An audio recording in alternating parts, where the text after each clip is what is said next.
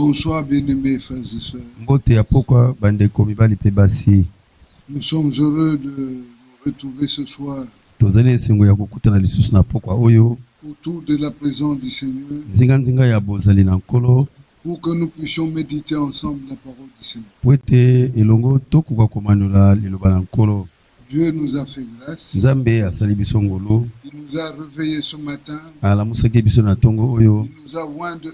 Il nous a remplis de force. Et il a conduit nos pas jusque là où nous avions rendez-vous. Et il permet que nous puissions être réunis pour écouter sa parole.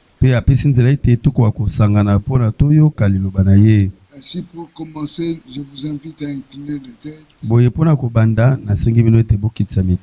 pour un moment de prière. Nous prions. Notre Père Céleste, nous te disons merci pour tout ce que tu as fait pour chacun depuis le début de cette journée. C'est toi qui nous as réveillés. Tu nous as saints de force. Tu as remis en chacun le mouvement, l'être, la respiration et la vie. Et présentement, tu permets que nous tenions devant ta présence pour écouter ta parole. Bien-aimé Seigneur, nous te prions que tu viennes toucher nos cœurs, que tu viennes exercer une pression sur ces cœurs, afin que ce cœur puisse bénéficier du privilège de pouvoir écouter ta parole. Ainsi nous te prions, Seigneur, de venir à notre secours. Toi qui connais de quoi nous sommes faits. Toi qui sais que nous ne sommes que des hommes. Mais tu veux que la vérité soit au-dedans de nous. C'est pourquoi nous te prions. Que tu viennes toi-même insérer cette vérité en nous. Parce que lorsqu'elle sera en nous, elle fera que nous puissions devenir lumière. Elle changera la vie d'un chacun. Et nous donnera la possibilité de nous identifier à toi. C'est pourquoi, Père, nous nous recommandons à toi et nous te prions que tu viennes toi-même. Toi qui connais la soif qu'il y a dans le cœur, nous envoyer une parole appropriée pour que cette dernière arrive à accomplir ta volonté et que cette volonté puisse faire que l'œuvre que toi seul peut avoir inauguré dans la vie de chacun atteigne son paroxysme pour que toi seul puisses en recevoir le gloire. Bénis mes soeurs, bénis mes frères, bénis même les auditeurs invisibles.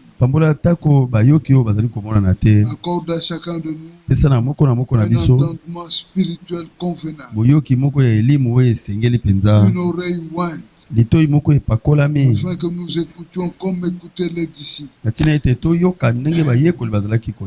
Bien-aimé Seigneur, accomplis ton œuvre. Viens au secours de chacun. Fais de sorte que la puissance, l'honneur et la gloire puissent te revenir. Sois avec les langues qui vont parler. Circoncis le cœur. Bien-aimé Seigneur, et accomplis ton œuvre dans le puissant et précieux nom de notre Seigneur Jésus-Christ. Nous t'avons ainsi prié. Amen. Nous allons lire l'écriture dans le livre de Amos, au chapitre 4e. Nous lisons le verset 12. Là, il est écrit: c'est pourquoi je te traiterai de la même manière, Israël. Et puisque j'étais traité de la même manière, prépare-toi à la rencontre de ton Dieu, ô Israël. Bien-aimés frères et sœurs, la pensée qui ressort de ce verset, c'est une pensée capitale que nous allons exploiter ce soir, parce qu'elle nous rapporte notre rencontre qui se passera très bientôt dans l'Israël. Quand nous lisons ce verset, nous ressortons la pensée forte dont nous avons fait allusion,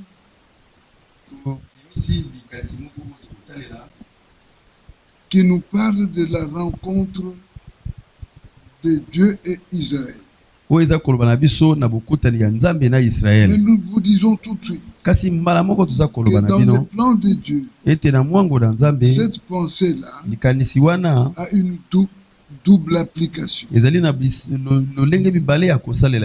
première, c'est ce que nous sommes en train de vivre aujourd'hui. Et la seconde viendra plus tard. Bien-aimés frères et sœurs, tous nous savons que le retour de Jésus-Christ est proche. Bientôt là, il apparaît. Et il va venir pour prendre son épouse. Le 11 juin 1933. Le 11 juin 1933, le Seigneur est descendu lui-même dans une colonne de feu pour parler à son prophète. Et la voix qui était sortie disait, comme Jean-Baptiste était le précurseur de ma première venue, je t'envoie aussi avec un message qui préparera ma seconde. Bien-aimés frères, ce n'est pas Branham qui prépare, mais c'est ce message qui prépare. Donc nous vivons aujourd'hui une période où le Seigneur s'est attentionné à nous et il nous a envoyé le message de préparation. Ce qui nous importe aujourd'hui, c'est notre rencontre avec le Seigneur. Mais pour que cela arrive à se faire, il faut que chaque croyant admette de vivre dans une abnégation totale pour que en lui s'accomplisse l'œuvre de Dieu selon ce que Dieu entend. Alors au verset 12 de l'Écriture dit, prépare-toi à la rencontre de ton Dieu, ô Israël. Nous voyons là qu'il s'agit d'une préparation. Et surtout que dans le temps que nous vivons, le Seigneur nous a envoyé un message de préparation. Bien-aimés frères et sœurs, nous pouvons le prendre dans Matthieu 25. Là, dans Matthieu 25, l'Écriture dit, à partir du verset 5e, l'Écriture dit, bon, disons toute la parabole. Alors le royaume des cieux sera semblable à 10 vierges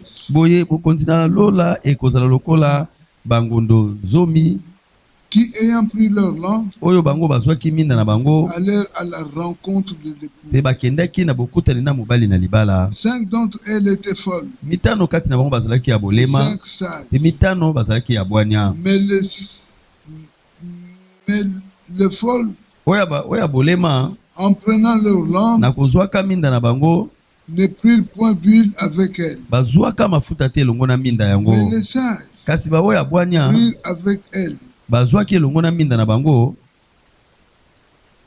Les sages prirent avec leur lampe de l'huile dans des vases. ba oya bwanya bazwaki elongo na minda na bango mi mafuta kati na bambeki. Comme le pou tardé, ndenge mobali na libala azalaki kokoma noki toutes te, s'assoupirent et s'endormir. banso balembaka pe balalaka Au poni. milieu de la nuit, Na on cria, katikati na butu babetaka ntangwa, voici l'époux, talani mobali na libala, allez à sa rencontre. kendeni na bokutani na ye. Alors toutes ces vieilles se réveillèrent Boye bangondo nyonso balamukaki et préparèrent leur lampe. pe balengelaki minda na bango. Les folles dirent aux sages, Ba oya bolema balobaki na ba oya bwanya, donnez-nous de votre huile, bopesa biso mafuta na bino, car nos lampes s'éteignent. pamba te minda na biso bizali kozimama. Mais les sages répondirent, Kasi ba oya bwanya non, bayanolaki, il n'y en aura pas assez pour nous et pour vous. te ekokoka te mpo na biso pe mpo na bino. Allez plutôt chez ceux qui en vendent Bokende kutu nde epai ya bayo batekaka et yango, achetez-en pour vous. pe bosomba mpo na bino. Pendant qu'ils allaient en acheter, Na ntango bango bazalaki kokende kosomba, l'époux arriva. mobali na libala akomaka. Celle qui était prête entrer avec lui dans la salle de noces, Baye oyo baselingwaki bakotaki elongo na ye kati na ndako ya feti ya et la libala, porte fut fermée. pe ekuke ekangemaki. Plus tard, Sima na ntango les autres vierges vinrent et bangondo misusu bayaka pe balobaka, dirent, Seigneur, Seigneur, nkolo nkolo ouvre-nous. fungolela biso. Et il répondit, Kasi ye ayanolaki, je vous l'ai dit en vérité, nazali koyebisa bino na je solo, ne vous connais pas. nayebi bino te. Verset 13. Molongo ya 13. Veillez donc, Bosenjela puisque penza vous ne savez ni le jour ni l'heure po ete boyebi te mokolo yango mpe ngonga yango à laquelle le Fils de l'homme viendra. oyo mwana na moto akoya. Bien-aimés frères, Balingami bandeko, ceci est la parabole oyo ezali liyulani, qui est en train de sanctionner ce temps. oyo ezali kokata tango Il oyo nous est parlé de deux catégories de vierges. elobami epai na biso na lolenge mibale ya Il y a bangondo. l'une qui était folle Ezali na moko oyo ezalaki et bafuko l'autre ya était bolema, sage. mpe oyo mosusu ezalaki ya bwanya. Mais nous avons des particularités. Kasi tozali na balolenge moko ekesana. Par exemple, quand nous en arrivons au verset 6e, Ndakisa soki ntango tokomi na molongo ya motoba, le verset 5, molongo ya mitano, l'Écriture dit, likobe ezali koloba, mais les sages prirent avec leur lampe de l'huile en réserve, de l'huile dans des vases. molongo ya mine, kasi ba oyo abwanya bazwaki elongo na minda na bango ba mafuta kati na bambeki. Comme l'époux tardait, Lokola mobali la libala azalaki koya noki te, toutes s'assoupirent et s'endormirent. banso balembaka pe balalaka. Au milieu de la Na nuit, katikati ya butu on cria, babetaka ntangwa, voici l'époux, tala ni mobali na libala, allez à sa rencontre. kendeni na bokutani na Le ye. thème que nous exploitons, Tango oyo likambo tozali kolobela awa c'est prépare-toi à la rencontre de ton Dieu, ô Israël. ezali o Israel yo milengela na bokutani na nzambe na Mais yo. ici, nous nous rendons compte Kasi awa tozali komona qu'il est dit Ete, aux vierges, elobami na bangondo sages comme folles, oyo ya bwanya pe oyo ya bolema, qu'ils se préparent. ete bango bamilengela Parce que le cri les invitait à se préparer po ete ntango ya babiangami mpona pour aller bamilengela à la rencontre de leur époux. mpona bakende na bokutani ya mobali na libala na bango. Bien-aimés frères et sœurs, Balingami bandeko mibali mpe cela basi, n'est point, c'est pas un secret. yango ezali nkuku te, Nous le lisons tous dans la Bible. banso totankaka yango na Et le bibilia. Seigneur Jésus nous a dit dans Luc 21 Mpe nkolo yesu alobaki na biso na luka tuku que vele na quand vous moko verrez toutes ces choses arriver, ete ntango bokomona makambo manso kokoma, commencez à arriver, kobanda kokoma, relevez vos têtes, botelemisa mito na bino car votre délivrance est proche. po ete kolengelama na bino ekokangolama na bino ekomi pene. C'est un ordre que Dieu a donné Wana ezali motindo moko oyo nzambe apesaki pour inciter mpona kotindika mpenza ses enfants epai ya bana de baye pouvoir se tenir prêts. bakoka kozala oyo baselingwi mpenza. Bien-aimés frères et sœurs, Balingami bandeko mibali mpe basi, quand nous prenons Marc soki tozwi malako au chapitre 13, na mokapo na yango ya 13, Marc 13, malako ya 13, au chapitre, Marc au chapitre 13, malako na mokapo ya 13, l'écriture que nous lisons nous dit, likome oyo tozali kotanga ezali koloba na biso, c'est dans Marc 13, ezali na malako 13 au verset 35, na molongo ya 35, likome ezali koloba, veillez donc, bosenjela mpenza, car vous ne savez quand viendra le maître de la maison, pamba te boyebi te ntango nini nkolo ndako akoya, ou le soir, to na pokwa, ou au milieu de la nuit, to na katikati ya butu, ou au chant de coq, to na loyembo ya soso mobali, ou le matin. to na tongo. Craignez qu'il ne vous trouve endormi Binobo banga ete ya kuta binobo lali pongi à son arrivée soudaine. na boye na ye ya mpwasa. Ce que je dis, O nazali koloba, je le dis à tous. nazali koloba ngo na banso, Veillez. bosenjela. Bien-aimés frères, Balinga mi bandeko. c'est encore là un ordre que Dieu a donné Wana ezali lisusu motindo moko nzamba pour nous pesaki. pousser Pona kutindika à biso, pouvoir nous tenir prêts, tokoka kozala o parce que baselingwi, très bientôt là, wete kala mingi te penza awa, son retour s'accomplit. bozongi na ye ekokokisama. Même maintenant dans Matthieu 6, Kasi sika wana dans matayo ya Matthieu motoba. 25, Na matayo nous allons tokumbela ressortir mitano, quelque chose là. tokumiselo komoko kuna. L'Écriture dit à partir du verset 6e. Likome ezali koloba kobana ya molongo ya motoba. C'était au milieu de la nuit. Ezalaki na katikati na butu. Mais aujourd'hui, Kasi lelo, le cri, c'est ce ntangwa message. ezali nde sango oyo. Le cri a retenti à minuit. Ntangwa yango eyulaki na katikati Mais ya quand nous butu. considérons le temps, Kasi ntango tozali kotala nous malamu disons ntango, que le milieu de la nuit est passé. toza komiloba ete katikati na butu eselekaki. Et Marc nous instruit en disant Pe malako azali koteya biso na que s'il kolobaka n'est pas revenu au milieu de la nuit, ete soki ayaki te azongaki te katikati na butu, alors ça peut être boye akoki koya au chant du coq. to na loyembo ya Et soso. si ce n'est pas le chant du coq, Pe soki ezali loyembo ya soso ça te, sera alors le matin. ekozala boye na tongo. Mais nous nous rendons tous compte Kasi banso tozali komona que la nuit, le milieu de la nuit est en train de passer. ete katikati na butu penza ezali koleka. Bien-aimés frères, Balingami mais bandeko. quand ce cri-là retentit, Kasi ntango yango ekoyula, l'Écriture dit à partir du verset 7, likome ezali koloba kobana na molongo ya sambo. alors toutes ces vierges se réveillaient Boye bangondo nyonso et balamukaki préparèrent leur lampe. pe babongisaki minda na bango. Il est question ici Awa likambo ezali de awa préparer le lampe. ezali ya kolengela minda na Ces bango. lampes-là, Minda yango elles sont tout à fait différentes avec les lampes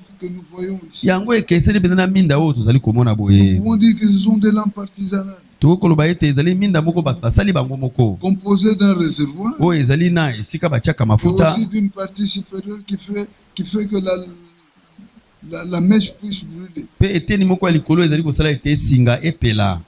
Quand ils se sont réveillés, Ntango bango balamukaki ils se sont dit, il balobaki faut que nous puissions préparer nos lampes. esengeli ete biso tolengela minda na Ils biso. se sont mis à les essuyer. Bango babandaki kobongisa yango. Ils se sont mis à pouvoir couper les mèches, Bango babandaki kobongisa singa nango. ôter tout ce qu'il y a comme résidu kolongola nyonso oyo ezikaki wana et remplir le réservoir pe kotondisa pena mbeki nango pour que, po ete même si le pouls tardait, atako soki mobali na libala ye que la lumière qui noki va te brûler puisse leur permettre d'arriver même jusqu'un peu plus tard. moto oyo ekopela wana epesa bango nzela ete engenga kino na ntango molai. Ça, c'est ce qu'ont fait les vierges sages. Wana ezali oyo bangondo na bwanya basalaki. Et par la grâce du Seigneur, Pe na nzela ya ngolu na nkolo je demanderai à Dieu na kosenga epai na nzambe qu'il puisse faire que nous tous nous puissions être des vierges sages. akoka kosala ete banso tozala bangondo oyo ya bwanya. Parce que ce sont elles Po ete ezali bangondo oyo ya bwanya qui étaient arrivées à être rendues prêtes. nde bango bakomaki oyo baselingwaki. Bien-aimés frères,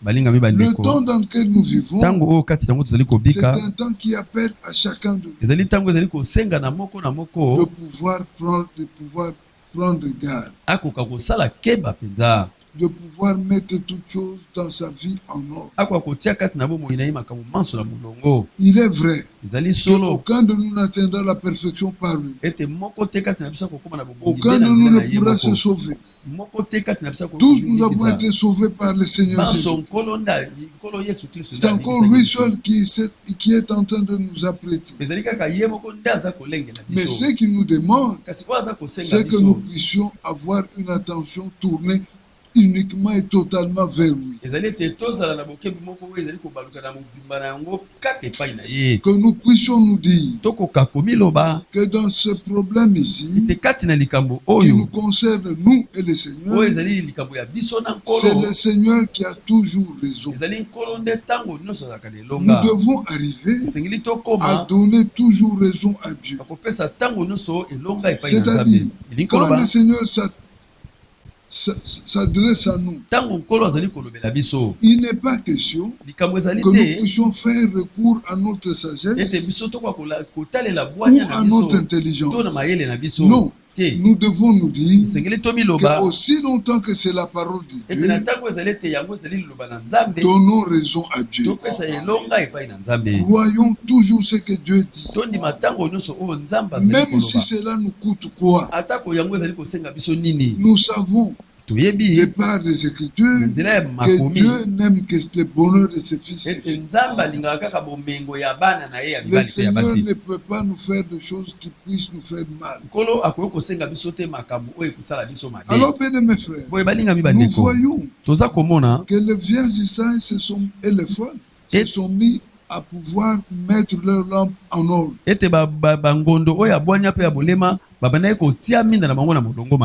Bien mes frères, et aussi à pouvoir mettre leur réservoir dans un état tel que ils puissent recevoir l'huile. Bien aimé, nous savons tous dans la Bible que l'huile est le type du Saint-Esprit. Ce qui revient à dire que le croyant pour avoir la certitude au jour où l'enlèvement se produira, j'y prendrai pas. Il faut qu'il soit sûr qu'en lui il y a l'huile de réserve, qu'en lui il y a de l'huile. Qu'est-ce que nous appelons huile? Et nous recevons cela de quelle manière? Bien aimés frères, nous ne pouvons pas nous voiler la face. Nous allons parler des choses clairement parce que tout le monde sait ça. Aujourd'hui frère, le message est venu. Le message est venu et le prophète qui a porté le message a été repris. Mais que l'honneur et la gloire reviennent au Seigneur, de ce qu'il a pris soin de pouvoir nous donner aujourd'hui un autre serviteur qui, lui, différemment de Branham, il est sage et prudent. Je ne veux pas dire que Branham n'était pas sage, mais vous savez, Dieu utilise des choses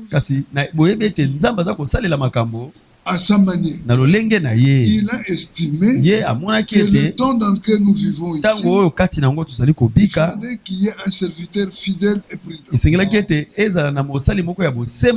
Alors, tous ceux qui écoutent ces frères, bien aimés frères, ils ont en eux la possibilité, aussi la facilité de recevoir de l'huile de réserve. C'est de l'huile qui nous provient des paroles que le Seigneur a mis dans le cœur de son serviteur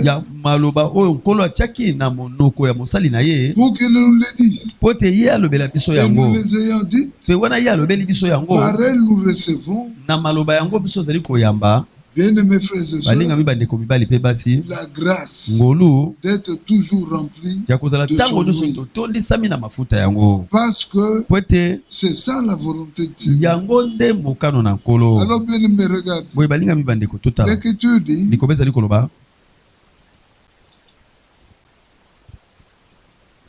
au verset 10. L'Écriture dit, pendant qu'ils allaient en acheter, l'époux arriva. Celle qui était prête, c'est-à-dire les vierges sages qui s'étaient donné le temps de pouvoir suivre l'action de Dieu, ce sont elles qui étaient rendues prêtes. Oui, bien aimé frère, c'est pour nous dire que ceux qui ont reçu la grâce de pouvoir recevoir les instructions édictées par le ministère de Frère Franck,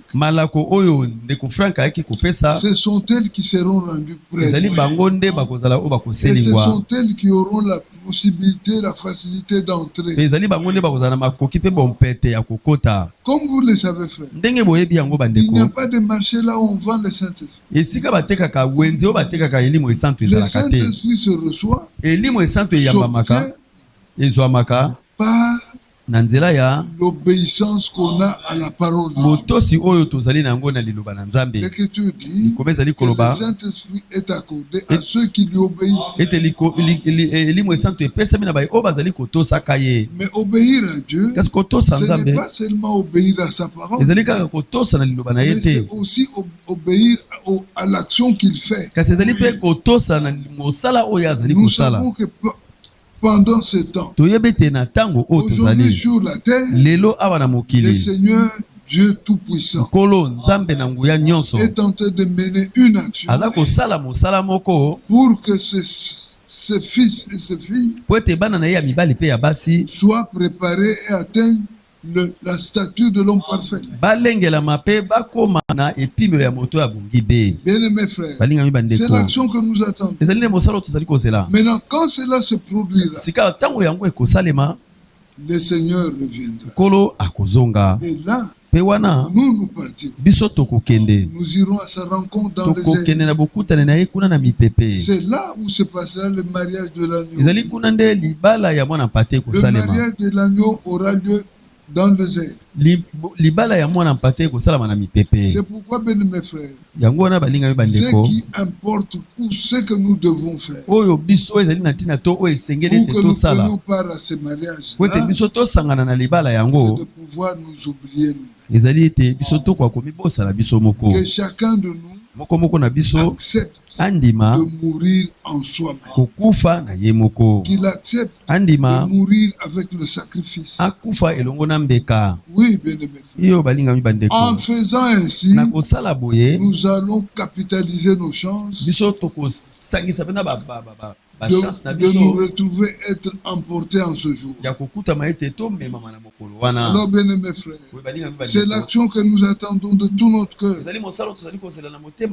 Parce que nous désirons. Et nos cœurs aspirent à cela. Nos cœurs sont fatigués de la terre. Parce que cette terre nous déçoit à tout moment. On peut penser comme ça, mais la chose qui arrive, c'est le contraire. Regardez dans la confusion dans laquelle nous nous trouvons. Nous ne savons même pas si un jour on arrivera à se réunir encore. Pourquoi? Parce qu'il y a eu une maladie qui a pu mettre tout le monde en dépendance. Mais nous avons foi que Dieu qui nous aime et que Dieu que nous croyons nous sortira de ce malaise. Et que par sa grâce, nous arriverons à nous réunir encore plus d'une fois. Alors, bien-aimés frères, ce que nous attendons aujourd'hui, c'est que la trompette sonne, que le Seigneur revienne. Mais à son retour, il n'atteindra pas le ciel et la terre. Il s'éteindra dans les airs. Et nous nous monterons à sa rencontre. Et quand nous nous retrouverons là-bas, ça sera la fête de noces. Nous le disons, frères bien-aimés. Nous serons plusieurs. Mais nous aurons un seul époux. Et nous l'appellerons notre époux.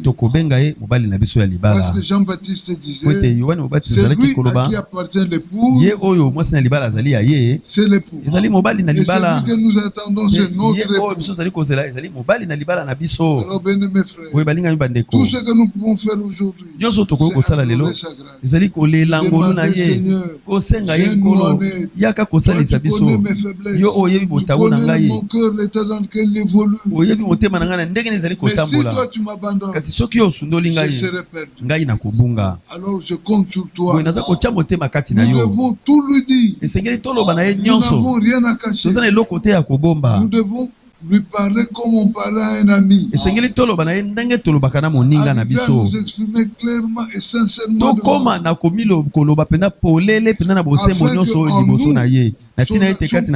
puisse avoir lieu. Alors, bien mes frères, je disais au début que le verset que nous avons lu là, selon le plan de Dieu, il aura une double application. La première, c'est ce que nous sommes en train de chercher à pouvoir vivre. Parce que très bientôt là, le Seigneur revient. Et s'il revient, c'est pour prendre de fils et de filles qui ont accepté que lui seul le prépare. Regardez, nous sommes en Apocalypse 19. Là, dans Apocalypse 19, l'Écriture dit, à partir du verset 7, l'Écriture dit, réjouissons-nous et soyons dans l'allégresse et donnons-lui gloire, car les noces de l'agneau sont venues et son époux s'est préparé. Et il lui a été donné de se revêtir d'un fin lin éclatant pur, car le fin lin, c'est la justice de saint. Regardez, il est parlé là de l'épouse qui s'est préparée. C'est là dont on a pensé comme si elle l'a fait de ses propres efforts. Mais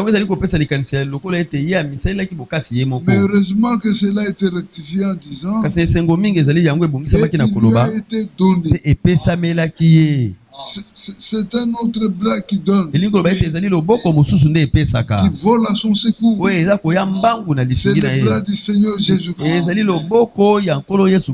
qui a donné à cette épouse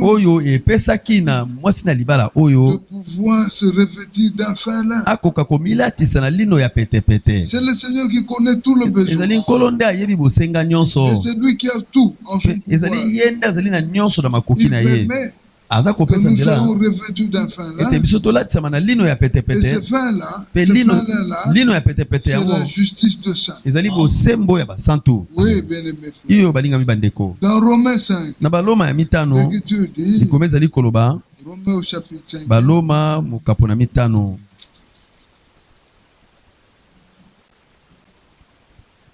l'Écriture dit, étant donc justifiés par la foi,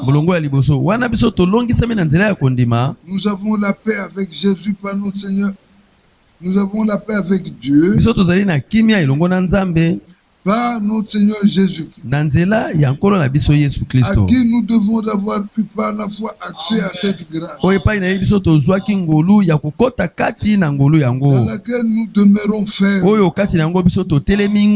et nous nous glorifions de l'espérance de la gloire de Dieu. Bien-aimés frères, dans Ésaïe 64,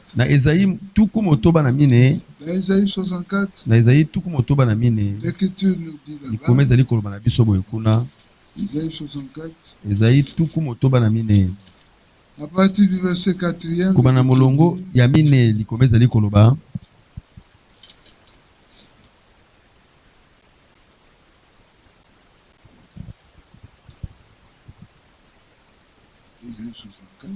Esaïe tuku motoba na mine.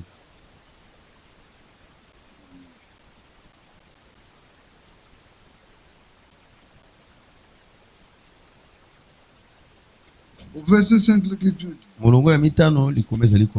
nous sommes tous comme des impurs. Et toute notre justice est comme un vêtement souillé.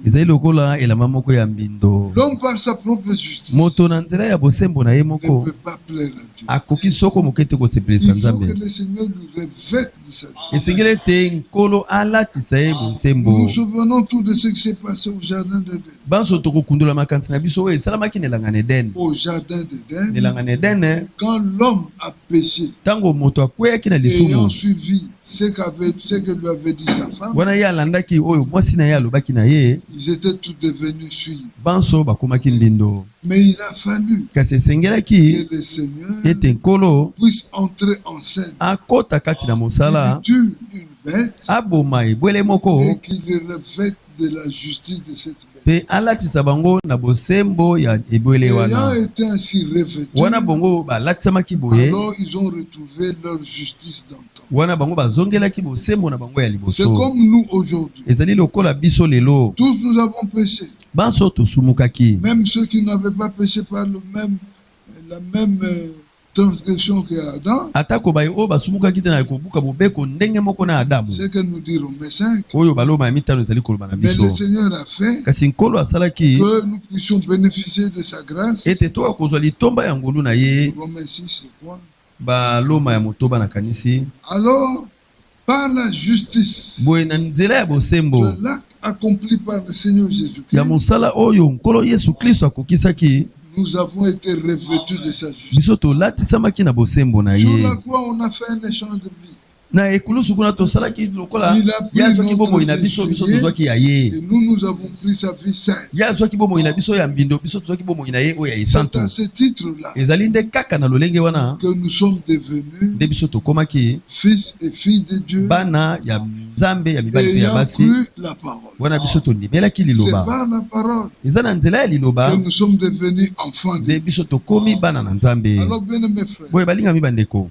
lorsque nous quitterons cette terre Tango tokotika mokili oyo pour aller au ciel, mpona kokende na likolo disons-le encore, toloba yango lisusu. ce n'est pas un pique-nique que nous irons. Ezali lokola na moziki te nde tokozokende Non, te. le Seigneur prendra à son compte des fils et des filles Nkolo akozwa mpona ye bana ya mibali pe ya basi qui auront accepté oyo bakozala ete bandimaki tout ce que Dieu leur recommande. nyonso oyo Nzambe aza kosenga bango. Bien-aimés frères et sœurs, Balingami bandeko mibali pe nous basi. savons tous Banso que toyebi personne par lui-même ne peut se rendre agréable au Seigneur. ete moto moko te na nzela na ye moko akoki komisepelisa C'est akosepelisa Dieu qui nous Nzambe. prépare. Eza Nzambe nde alengelaka biso. C'est le Seigneur qui prend en action tout ce qui nous concerne. Ezali nkolo nde azali kozwa na mosala oyo nyonso esengeli mpo na biso. C'est pourquoi, Yango au wana point où nous sommes arrivés, na esika oyo biso tokomi nos vies ne peuvent plus compter. bomoi na biso ekoki susu kotangama te liboso na biso. Personne n'a encore droit Moko te azali lisusu na de ndingisa pouvoir se dire que non, moi je suis tel, moi je suis tel. ya koka susu komiloba ete nga nazali oyo to nga nazali wana. Ici, c'est l'action que Dieu fait Awa ezali mosala oyo Nzambe aza kosala qui prend, qui compte. oyo eza kotangama. Ce que le Seigneur veut, Oyo nkolo alingi c'est que l'homme mortel ezali ete moto oyo akufaka puisse devenir l'homme immortel, akoma moto oyo akoki kokufa lisusu te, qui puisse hériter de la vie éternelle. ye asangola bomoi oyo ya Et seko. tout cela, Pe nyonso wana c'est par la grâce de Dieu. ezali na nzela ya ngolu na Nzambe. C'est ainsi, bien aimés frères, Yango na balingami que bandeko nous mibali pe devons basi toujours nous dire ntango nyonso esengeli tomiloba que Dieu qui nous a appelés à ete lui Nzambe oyo abengaki biso epai na ye est celui qui nous connaît mieux. ezali ye nde oyo ayebi biso malamu Il koleka. est celui qui sait Azali ye oyo ayebi qu'est-ce qu'il nous faut nini esengeli mpo na biso, et qu'est-ce que nous devons recevoir de lui. nini yango esengeli biso tozwa wuta epai na ye. Alors, bien aimés frères, Boye balingami bandeko, c'est après cela ezali nde nsima na yango que nous bénéficierons de nde sa grâce tokozwa litomba ya ngolu na de ye pouvoir prendre part à l'enlèvement. tokoka kosangana na Vous konetolama. savez, l'enlèvement, Boyebi c'est la konetolama récompense que le Seigneur va donner ezali lifuta oyo nkolo akopesa aux frères et sœurs na bandeko mibali pe basi qui ont accepté oyo bandimaki de vivre dans l'ignominie. babika kati na soni. Bien aimés frères, Balingami bandeko, croire le message du temps de la kondima fin, sango na ntango na suka ce n'est pas une blague. ezali liseki te. Parce que cela fait que Pote yango ezali kosala ete partout où nous passons, que les gens puissent nous doiter, bisika biso tozali koleka bato bakoka kolakisa biso qui misapi parlent du mal de nous. baloba mabe mpo na biso. Alors en récompense à cela, Boye na lifuta mpo na yango le Seigneur dit, nkolo alobi il faut que je les amène dans la esengeli ete ngai namema bango kuna na et nous nkembo prendrons part à la gloire. pe biso tokosangana kuna na nkembo. C'est ce que nous attendons Eza yango aujourd'hui. tozali kozela lelo, Mais le Seigneur avait dit, kasi nkolo alobaki lorsque vous verrez que ces choses commencent à arriver, ntango bino bokomona ete makambo mayeba bandi kokoma relevez vos têtes. botelemisa mito na bino. Et ces choses Mpe makambo qui yango commencent à arriver, oyo ebandi kokoma nous le voyons. toza komona yango. Oui, frère. Iyo bandeko, Le frère Franck nous dit ndeko Frank azali koloba na qu'en biso Europe, là, ete na poto kuna aujourd'hui, lelo c'est le temps où il fait tellement chaud ezali ntango oyo mpena molunga Que cela a étonné même les propres Européens. Parce que ça n'avait jamais existé. Mais tout cela, c'est quoi? C'est le début de temps qui va faire que Ésaïe 30, le verset 26 puisse s'accomplir. Oui, bien aimé. Parce que le Seigneur a dit que la chaleur la lumière du soleil sera 7 fois plus. Ce sont des temps qui ne nous concernent pas. Parce que nous ne nous assisterons pas à ça.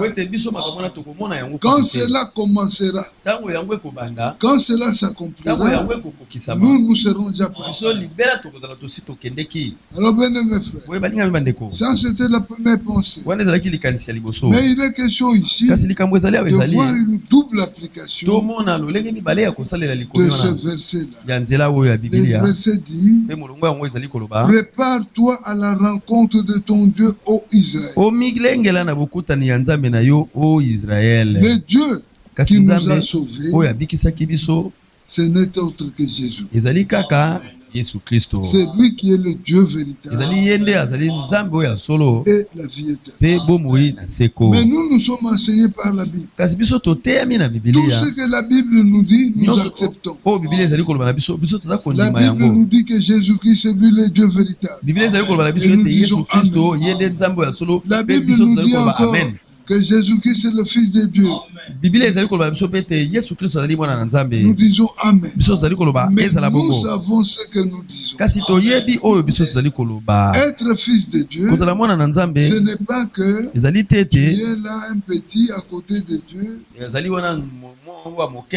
Non, être fils de Dieu, ça veut dire Dieu dans la chair.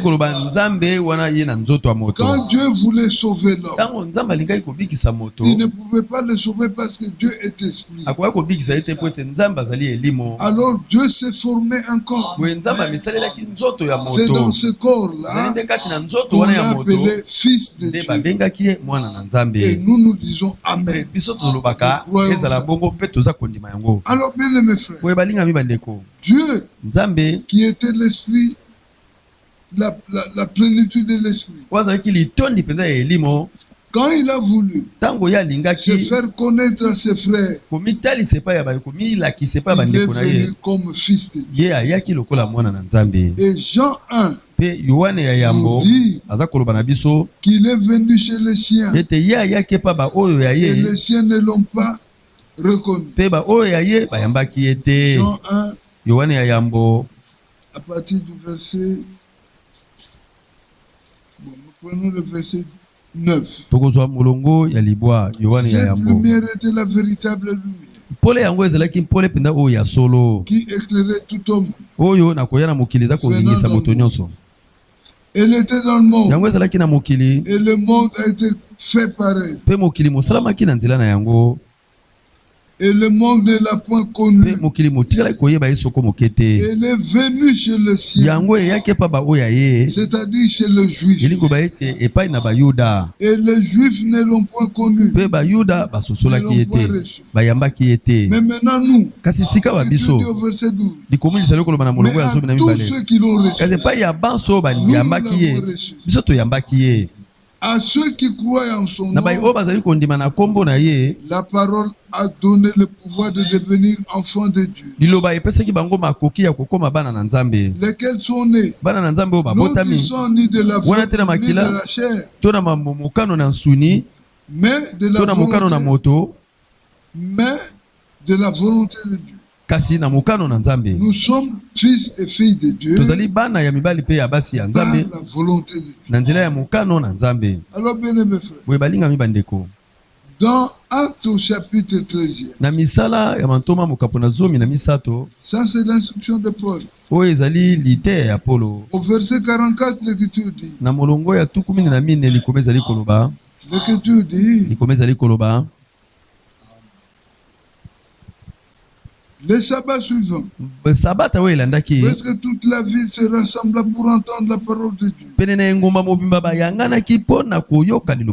Les Juifs bayuda voyant la foule, kumonaka etukulu kuna bato batondisamaki na zuwa et ils s'opposaient à ce que disait Paul, mpe bazali kotelemela oyo Paulo azalaki en le koloba contredisant, en l'injuriant. na kotelemelaka ye mpe na kofingaka ye. Paul et Barnabas Paulo mpe Baranaba leur dirent avec assurance, balobelaki bango mpenza na mama nyonso, c'est à vous premièrement ezali epai na bino mpenza que liboso la parole de Dieu nde liloba na Nzambe devrait être annoncée. esengelaki esakolama. Mais Kasi puisque vous la repoussez po ete bino bozali koboya yango et que vous jugez vous-même indigne mpe de bino la vie bozali éternelle, komimona ete bobongi na bino te na bomoi na seko, voici nous nous tournons vers les païens. talani biso tobaluki epai na C'est bapagano. en ce moment-là Ezali nde na ntango que wana les païens ont eu accès nde bapagano bakotaki au salut, kati na ont lobiko, eu accès à la foi. bazwaki bokoti na bango kati na kondima. Bien-aimés frères, Balingami bandeko, voilà donc tala comment se passe l'histoire. ndenge nini lisolo yango ezali Jésus-Christ kosalama. est venu chez le juif Yesu Kristo ayaki epai na bayuda et les juifs ne l'ont point reçu. mpe bayuda bayambaki ye soko moke te. Bien-aimés frères, Balingami bandeko, quand nous prenons Ésaïe au chapitre 4, soki tozwi Ezayi na mokapo na yango ya mine, l'écriture dit là-bas, likomi ezali koloba boye kuna. nous prenons d'abord Matthieu 27. Tozwa na ino Matayo 27. Dans Matthieu 27, Na Matayo 27 à partir du verset 22, kobanda na molongo ya 22, Pilate leur dit, Pilato alobi na bango, que ferai-je donc de Jésus ngai na kosala boye nini pena na Yesu qu'on appelle oyo Christ? baza kobenga Kristo? Tous, Banso sans exception, kozanga kolongola ta moko na bango répondit bayanolaki qu'il soit crucifié. ye abakama na ekulusu. Le gouverneur dit, Ye moyangeli ya engumba mais alobaki na quel bango, mal a-t-il fait? kasi mabe nini oyo ye asali? Et ils crièrent encore plus fort, Mpe bango babetaki ntango lisusu makasi qu'il koleka soit crucifié. ye abakama na ekulusu. Pilate, Pilato voyant qu'il ne gagnait rien, komonaka ete azali kolonga na ye et te, que le tumulte augmentait, kasi makelele banaki kobakisama kaka, prit de l'eau, azwaka se mai lava les mains en présence de la foule et dit, asukolaka maboko na ye liboso ya etukuluku nyonso ya bato mpe je alobaki, suis innocent du sang de ces justes. ngai nazali mpena moto ayebi likambo te na makila ya moto ya bosembo, Cela vous regarde. yango etali Et bino. tout le peuple répondit Mpe encore, libota mobimba bayandolaki que son sang retombe sur nous tika ete makila na ye ekweya likolo na biso et sur nos enfants. mpe likolo ya bana na biso. Mais ce que les gens demandent, Kasi oyo bato basengaka c'est ce que Dieu peut leur donner. ezali kaka yango nzambe akoki kopesa bango.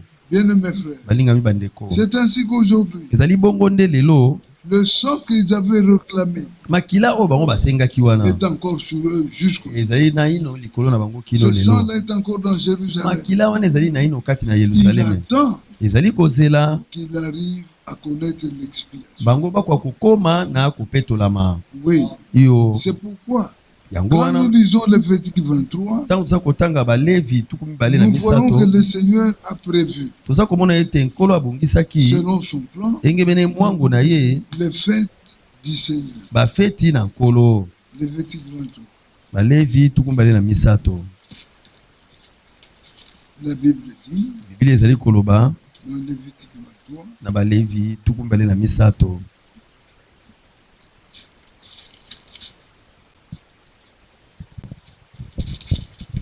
Lévitique 23, premier bout.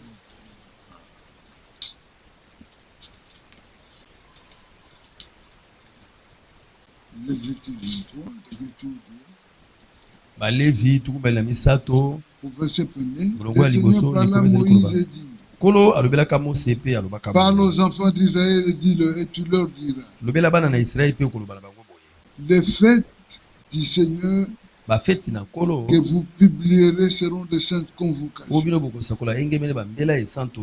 Voici quelles sont mes fêtes. Talani oyo ezali bafeti na ngai. Quand nous lisons ces fêtes ici, Soki nous ne tozali voyons pas kotanga Noël. bafeti yango tozali komona Noel Il n'y a te, pas de Noël. Noel ezali te. Quand nous lisons ces fêtes ici, Soki totangi bafeti oyo nous ne voyons que les fêtes que le Seigneur reconnaît. toza komona kaka bafeti oyo nkolo ayebi, Et ces fêtes-là sont au nombre de 7. mpe bafeti yango oyo ezali na motango ya sambo. Mais Kasi j'aimerais directement lire le verset en rapport avec les plans. Nous pouvons lire, mais ça va nous prendre un peu de temps. tokoki kotanga kasi kozwa biso ntango mingi. Le verset 3 dit, on travaillera 6 jours. Molongo Mais le 7e jour est le sabbat. Le jour du repos. Il y aura une sainte convocation. Vous ne ferez aucun ouvrage. C'est le sabbat. Le sabbat du Seigneur. Dans toutes vos demeures. Voici les fêtes de l'éternel du Seigneur. Les saintes convocations que vous publierez en leur temps fixé. Le premier mois. Le 14e jour du mois, entre les deux soirs, ça sera la Pâque. La première fête, c'est la Pâque. Et le 15e jour de ce mois, ça sera la fête de pain sans levain. La deuxième fête, c'est la fête de pain sans levain. En l'honneur du Seigneur. Vous mangerez pendant 7 jours de pain sans levain. Le premier jour, vous aurez une sainte convocation. Vous ne ferez aucune œuvre servile. Vous offrirez au Seigneur pendant 7 jours des sacrifices consumés par le feu. Le 7e jour, il y aura une sainte convocation. Vous ne ferez aucune œuvre servile. Verset 10. La deuxième partie. Quand vous serez entrés dans le pays et que vous y ferez la moisson, la 4e fête, c'est la fête de moisson. Vous apporterez au sacrificateur une gerbe,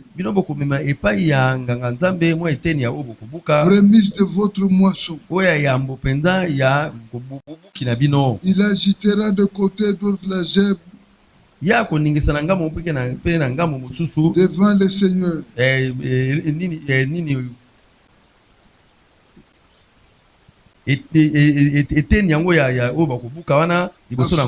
Afin qu'elle soit agréée. La 4e fête, c'est la fête de la gerbe agitée. La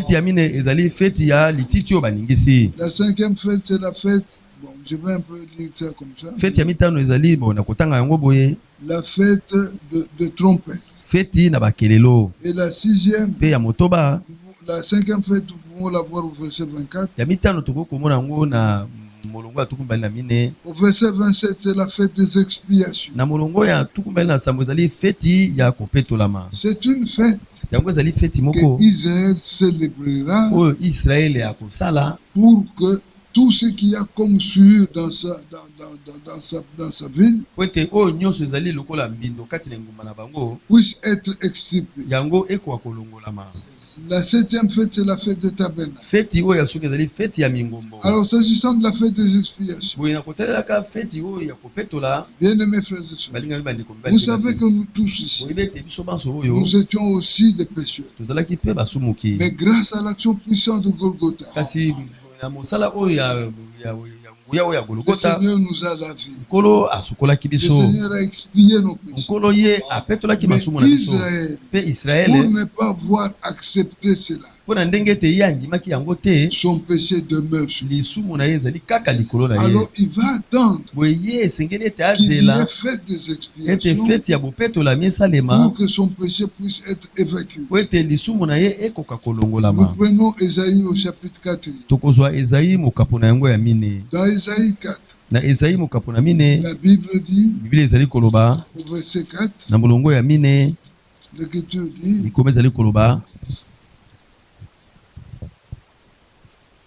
après que le Seigneur aura lavé les ordures des filles de Sion et purifié Jérusalem du sang qui est au milieu d'elle. Au milieu d'elle. C'est ce sang-là. Il avait réclamé ça eux-mêmes. Que son sang tombe sur nous et sur nos âmes. Le Seigneur a accepté. Il a scellé leur demande.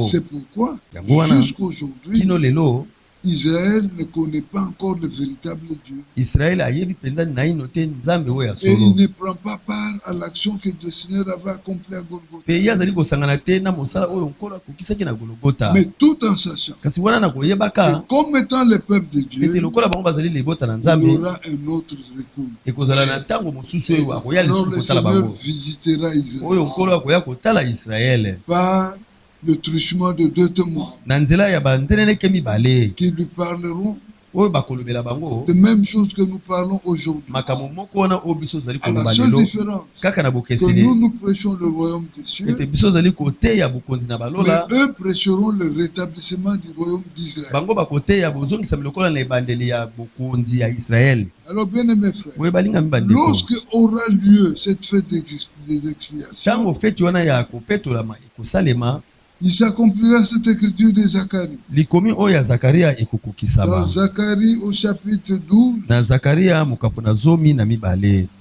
l'écriture dit là-bas, likomi ezali koloba boye kuna Zacharie au chapitre 12, Zakaria mokapo na 12.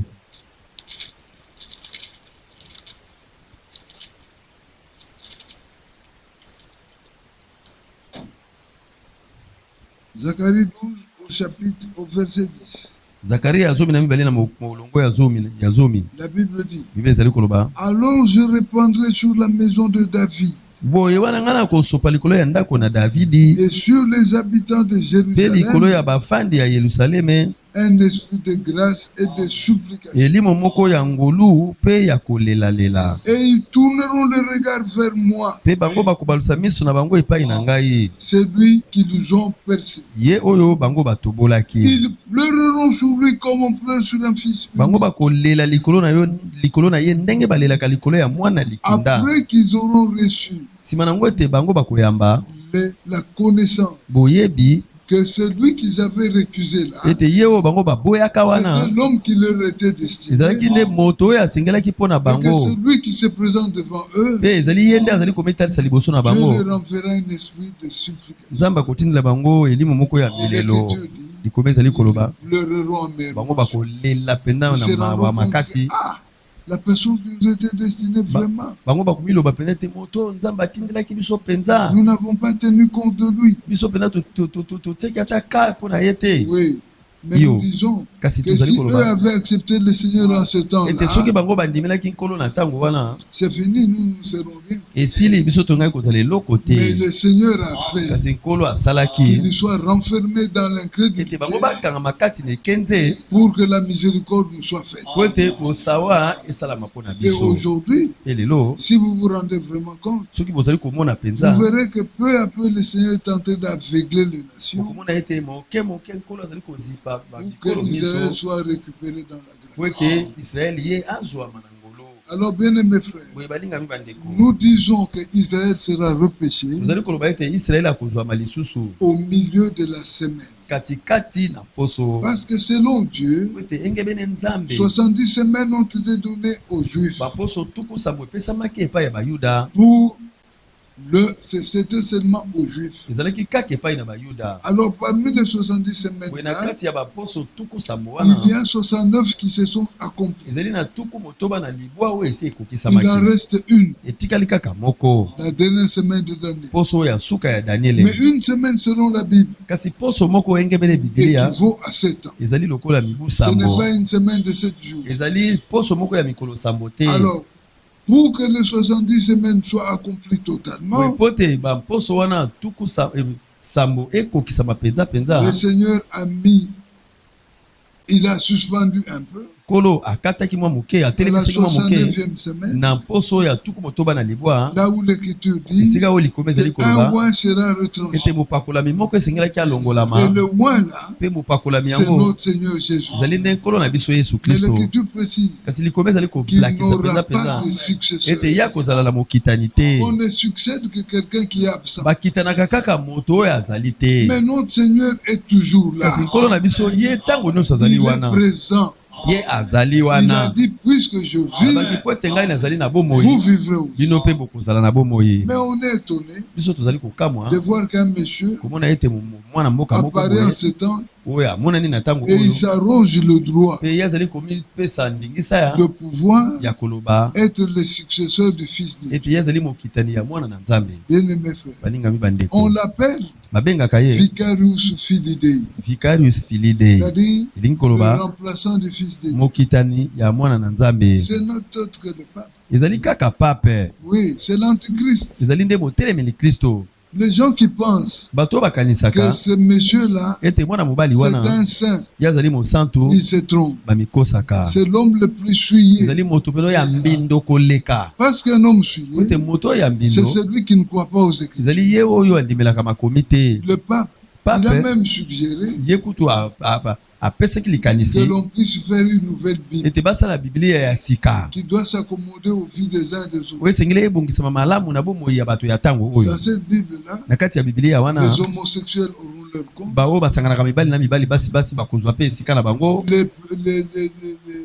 Comment on appelle les femmes? Les lesbiennes. Non, c'est pour ne pas choper la susceptibilité des gens. Bien-aimés frères, ça c'est une action antichrist. Nous, la Bible vient ici. C'est ce que nous aimons. Parce qu'en ce temps, le Seigneur l'a rendu encore plus nouvelle. Par le message du temps de la fin, cette Bible a retrouvé sa place. Il nous a envoyé un monsieur qui avait par sa grâce la révélation de tout ce qu'il y avait comme mystère dans la Bible. Et aujourd'hui, la Bible est devenue nouvelle. Bien-aimés frères, quand cela se fera, Israël retrouvera son papa. Israël retrouvera alors, il comprendra que le Seigneur qui les avait rejetés était plutôt leur frère.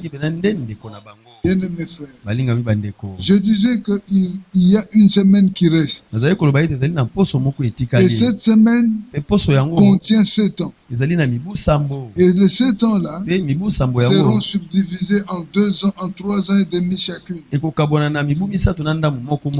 Alors les 3 ans et demi là seront utilisés. La première moitié de 3 ans et demi sera consacrée à la prédication de 2 témoins. Alors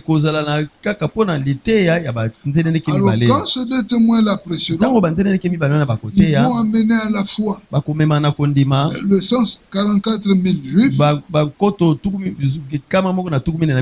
ne sont que de juifs. Oui frère, il n'y a aucun Congolais là-bas.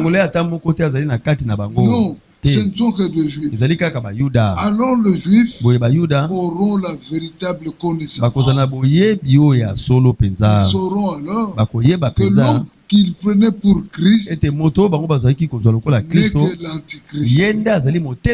C'est ainsi qu'au milieu de la semaine, selon Daniel 9, une alliance sera rompue. Oui, bien aimé. Quand l'alliance sera rompue, dans Daniel 9, le verset 27, na Daniele ya libwa molongo ya tukumbali na sambo. La Bible dit, il fera une solide alliance avec plusieurs pendant une semaine. Ya kosala boyoka ni moko ya makasi na bayike kati na poso moko. Et durant la moitié de la semaine, na kati ya poso yango, il fera cesser le sacrifice. Ye akosukisa pena mbeka. Mais dans Ésaïe 33, kasi na Esaïe tukumisatu na misato, dans Ésaïe 33, na Esaïe tukumisatu na misato, l'Écriture dit, likome ezali koloba, au verset 8, na molongo ya mwambe, l'Écriture dit là-bas, likome ezali koloba boye kuna, au verset 8, na molongo ya mwambe, il dit les routes sont désertes. Lobi banzela ezangi bato. On ne passe plus dans le chemin. Bato bazali koleka sute na banzela. Il a rompu l'alliance. Ye abuki penda boyokani. Il méprise le vide. Ye azako chola penda bingumba. C'est qui? Ezali nani? Ce sont les nations. Ezali bikolo chinoises. Oyo ya chinois, oui. ba turc Que l'alliance, une coalition de plusieurs forces, ce sera érigé pour arriver à accomplir la volonté de la bête. Et cette bête-là, sa volonté était qu'il va faire la guerre au sein. Et il les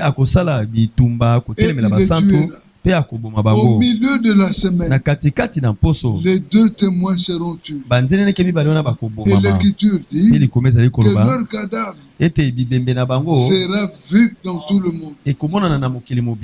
Quand l'Écriture écrivait, certainement que le Seigneur savait qu'en ce temps ici, il y aurait l'Internet.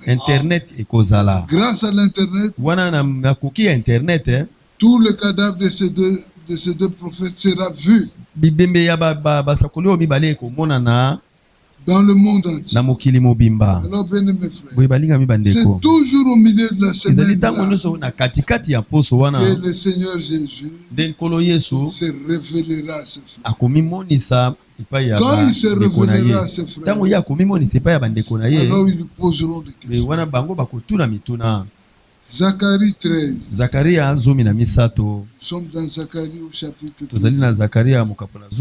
Dans Zacharie 13, l'Écriture dit, à partir du verset 12.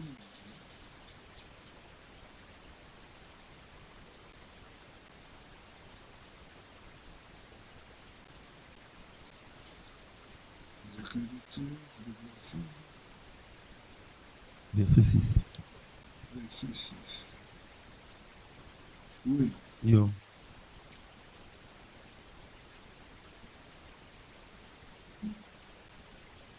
Et si on lui demande d'où viennent ces blessures que tu as aux mains, parce qu'il va se révéler à ce frère. Il va leur montrer le marque qu'il a reçu dans la maison. L'Écriture dit, d'où lui viennent ces blessures que tu as aux mains. Il répondra, c'est dans la maison de ceux qui m'aimaient que je les ai reçus. Bien aimé frère, c'est dans la maison de ceux qui l'aimaient qu'il a reçu. C'était une preuve pour qu'ils reconnaissent que c'est à cause d'eux qu'il a ces blessures en main. Alors en ce moment-là, les 7 tonnerres vont gronder. En ce moment-là, Israël ira aux expiations. En ce moment-là, nous aurons reçu la véritable connaissance que nous avons été longtemps dupés. On a pensé que le véritable Christ c'était l'Antichrist. Parce que jusqu'aujourd'hui, les Juifs pensent que c'est le pape qui est le véritable Christ. Mais grâce à la connaissance qu'ils recevront de la prédication de 2 témoins, ils comprendront alors qu'ils avaient cru dans un faux Christ. Le véritable Christ, c'est celui qui se présentera devant. Bien aimé frère, mais quand il fera ça, où sera l'épouse? Il laissera l'épouse dans la gloire. Parce qu'en ce moment-là, nous serons déjà dans la gloire. Comme le fit Joseph. Dans Genèse 45. Quand nous lisons Genèse 45, l'Écriture dit dans Genèse au chapitre 45, là l'Écriture dit,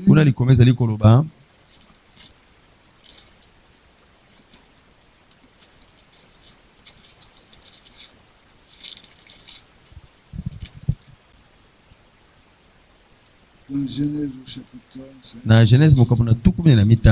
l'Écriture dit, au premier verset, Joseph ne pouvait plus se contenir devant tous ceux qui l'entouraient. Joseph akokaki lisusu te komikanga liboso ya bayibanso bazali kozinga ye. Il s'écria, ye abetaki ntangwa, faites sortir tout le monde. bimisani bato banso. Oui, frère. Yo bandeko, Quand Christ se présentera à ses frères, tango Kristo akomitalisaka pa bandeko na ye, il sera seul. akozala ye moko. Il nous aura laissé dans la wana ye gloire. kozali akotika biso kuna na Et nkembo. il descendra seul Pe sur ye la terre akokita ye moko awa na pour mokili se révéler à ses frères. kuna komitalisa epai ya bandeko na ye. Et il ne resta personne avec Joseph Pe etikalaki na moto moko te elongo na quand Yozefu, il se fit connaître à ses frères. tango ye amitalisaki epai ya bandeko na Il ye. éleva la voix Ye anetolaka mongongo en na pleurant. kolela. Les Égyptiens l'entendirent bato na Ezipe to bayokaki et la yango, maison de Pharaon l'entendit. pe ndako na Falo eyokaki yango. Joseph dit à ses frères, Yozefu alobi epai ya bandeko na ye, je suis Joseph. ngai nde Yozefu. C'est comme cela Ezali nde bongo que les Juifs aussi nde bayuda pe lokola connaîtront que c'est bakoyeba lui ete notre Seigneur. ezali ye nde nkolo na biso. Alors il ajoute, Boye abakisi, mon père, tata na ngai fit-il encore? azali na ino na bomoi, Mais ses frères ne purent lui répondre, kasi bandeko na ye bakokaki koyanula car ils ete étaient troublés en sa présence. kote bazalaki mpena na mobulu liboso na ye. Joseph dit à ses frères, Yozefu alobi epai bandeko na ye, approchez-vous de moi. bobelema pene na ngai. Et ils Pe s'approchaient. bango babelemaka, Il dit, pe alobaki, je suis Joseph. ngai votre nde frère. Yozefu ndeko na bino. C'est comme cela que les Juifs comprendront aussi Ezali bongo mpe nde bayuda bakososola que celui qui est devant eux, là, ete ye oyo azali liboso na bango wana c'est le Seigneur Jésus ezali nkolo Yesu Kristo qui leur était destiné. oyo abongisamaki mpo na bango. Alors, bien aimés frères, Boye balingami nous voyons bandeko, là toza komona la wana double application wana de bosaleli ya lolenge l'accomplissement de mibale cette partie de pensée ya bokokisami ya likanisi du oyo verset 4 de Amos 4 au verset 12. ya Amose ya mine molongo ya 12. Oui, frère, yo bandeko, le temps que nous vivons, ntango oyo tozali nous kobika allons dire quelques mots pour terminer. tokoloba mwa maloba moke mpo na Nous kosilisa. prenons Psaume au chapitre 50. Tokozwa nzembo mokapo na 15. L'Écriture dit là-bas, likome ezali koloba boye kuna, le Psaume 50, nzembo 15 la Bible dit, biblia ezali koloba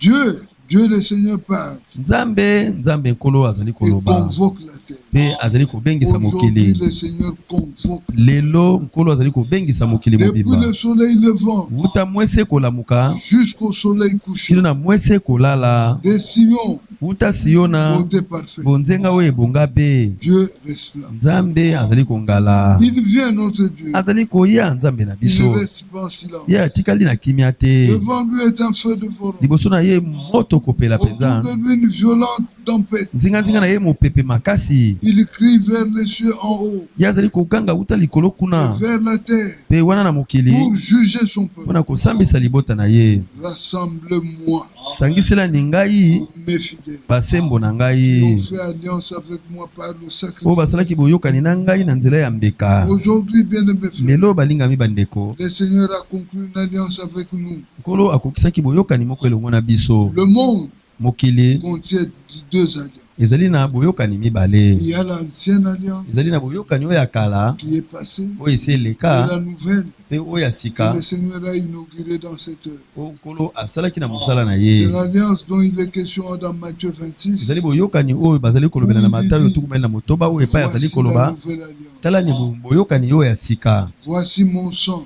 tala makila na ngai. Disons cela pour terminer. Totanga yango mpona kosilisa. Bien-aimés frères, Balingami bandeko, l'écriture likome ezali koloba, est très belle. ezali mpena likome ezali mpena En kitoko. verset 26, la Bible dit, Na molongo ya 12 ya motoba likome ezali koloba, Matthieu 20, 28, Matayo 12 na motoba, c'est Matthieu 26. ezali Matayo 12 na motoba.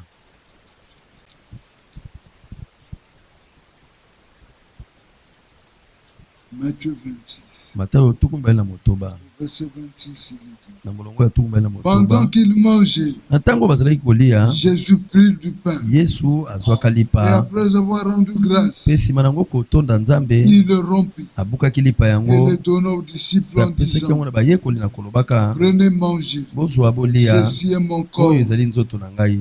Il prit ensuite une coupe. Et après avoir rendu grâce, il la leur donna en disant, buvez-en tous, car ceci est mon sang, le sang de l'alliance qui est répandu pour plusieurs pour la rémission de péchés.